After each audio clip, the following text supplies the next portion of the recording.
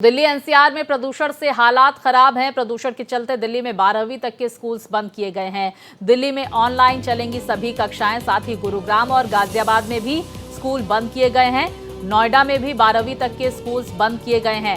Noida DM की तरफ से आदेश जारी किया गया। तो गुरुग्राम, गाजियाबाद, नोएडा, एनसीआर के कई क्षेत्रों में स्कूल्स को बंद किया गया है। ऑनलाइन क्लासेस चल रही हैं। तो दिल्ली एनसीआर में प्रदूषण से जहां हालात खराब हैं, ऐसे में प्रदूषण के चलते दिल्ली एनसीआर में स्कूल्स को बंद किया गया है। ऑनलाइन मोड पर क्लासेस चल रही हैं। गुरुग्राम, गाजियाबाद, नोएडा में 12वीं तक के स्कूल्स को बंद किया गया है। राजधानी दिल्ली में भी स्कूल्स बंद हैं।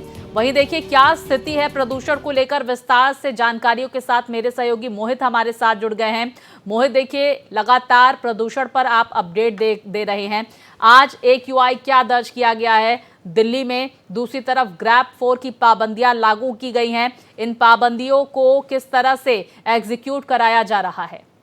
देखिए, प्रदूषण दिल्ली का कितनी गंभीर स्थिति में है ये किसी से छिपा नहीं है। बहुत ही ज्यादा सीवियर कंडीशन में है और पाबंदियां कैसे लागू कराई जा रही हैं, इसका अगर मैं आपको एग्जाम्पल दूंगा तो शायद आपको हंसी आ जाएगी और साथ ही आप बहुत ही ज्यादा हैरत में पड़ जाएंगे, क्योंकि जो हो रहा है दिल्ली के बॉर्डर पर वो दिखाने के लिए हम खुद ग्राउंड पर मौजूद है। चलिए, अगर आपने पूछा तो मैं आपको एक लाइव दिखाता हूं जो दिल्ली के अंदर हो रहा है। देखिए, कैमरा सहयोगी है पवन शर्मा। पवन जी, एक बार जरा जूम करके दिखाइए। मैं आपको चलिए सबसे पहले गाड़ी का नंबर दिखाता हूं। अगर आपको ये गाड़ी का नंबर आपको फोन में दिख जाए, आप देखिए ये गाड़ी का नंबर है, थोड़ा सा धुंधला है, ओझल है, लेकिन मैं आपको दिखाता हूं। ये गाड़ी का नंबर है UP 50C T7530 और ये दिल्ली की सीमा में एंटर कर चुकी है। ये न्यू अशोक नगर बॉर्डर के पास खड़ी हुई है। आधिकारिक तौर पर ये दिल्ली की सीमा में एंटर कर गई। अब मैं आपको दिखाता हूं दूसरी तस्वीर। ये दूसरी तस्वीर देखिए, ये आजमगढ़ RTO इसका जो नंबर है वो आजमगढ़ जिले का रजिस्टर्ड ये नंबर है और लगभग 5 साल इस गाड़ी को पूरे हो चुके हैं। अब मैं स्वाति आपको ये तस्वीर दिखाता हूं। ये BS4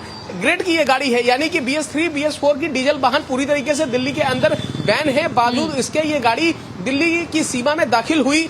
ये इसका RTO पे एम परिवहन के डिपार्टमेंट जो ऐप है उस पर दिखा रहा है कि ये BS4 की गाड़ी है। इसके कई सारे कागज भी जो है वो अधूरे हैं बावजूद इसके। और ये सब कुछ तब हुआ जब ट्रांसपोर्ट डिपार्टमेंट, ट्रांसपोर्ट महकमा बॉर्डर पर ही खड़ा था। उनको, यानी कि आप समझिए कि उनको क्रॉस किया और क्रॉस करने के बाद ये गाड़ी अंदर चली गई। और उसके बाद जब मैंने उनसे पूछा, भारत एक्सप्रेस ने उनसे सवाल पूछा कि ये गाड़ी अंदर कैसे गई, तो उनका एक्सक्यूज है कि ठीक है साहब, ये अंदर चली गई है, लेकिन अभी ये गलती से गई है, अभी यूटर्न लेके ये वापस आ जाएगी। लेकिन हकीकत ये है कि राजधानी दिल्ली में डेली 70 से 80 बसें इसी तरीके से अंदर दाखिल होती हैं। ट्रांसपोर्ट डिपार्टमेंट की मिलीभगत है और आप समझिए किसी भी गाड़ी का चालान नहीं हुआ है। मैंने उनसे पूछा कि क्या आपने चालान करा, तो ये एग्जीक्यूशन का सही तरीका इस तरीके से दिल्ली ट्रांसपोर्ट इस विभाग महकमा इस तरीके से एग्जीक्यूट करा रहा है। आप समझिए सूरत हाल।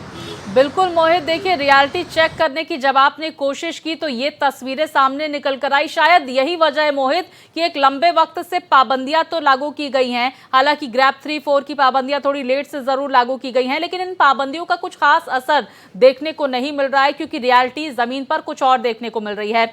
मोहित, दूसरी तरफ हम ये भी जानना चाहेंगे कि ऑफिस के टाइमिंग्स में भी बदलाव किए गए हैं, स्कूल कॉलेजेस की छुट्टियां की गई हैं। क्या तस्वीरें, क्या आज प्रदूषण में थोड़ा राहत जो है जरूर मिलती हुई नजर आ रही है क्या? क्योंकि धूप निकलती हुई भी देखी गई दिल्ली एनसीआर के कई क्षेत्रों में। हालांकि कल अगर हम बात करें तो सिर्फ और सिर्फ धुंध ही धुंध नजर आ रही थी।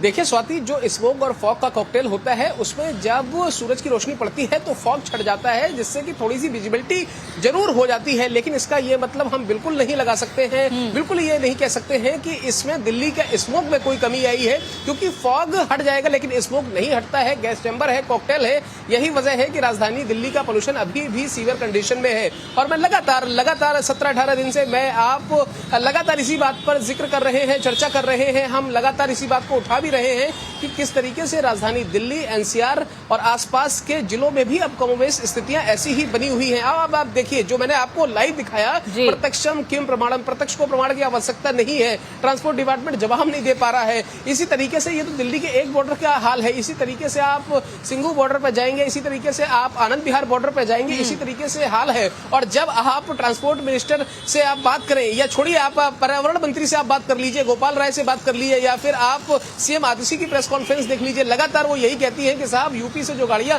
दिल्ली में एंटर हो रही हैं वो पॉल्यूशन फैला रही हैं। अरे साहब, एंटर तो हो रही है, लेकिन उनकी एंट्री करवा कौन रहा है? आप ही का ट्रांसपोर्ट महकमा तो उनकी एंट्री करवा रहा है, उनका चालान नहीं कर रहा है, तो फिर कैसे ये गाड़ियां, इन पर रोक कैसे लगेगी?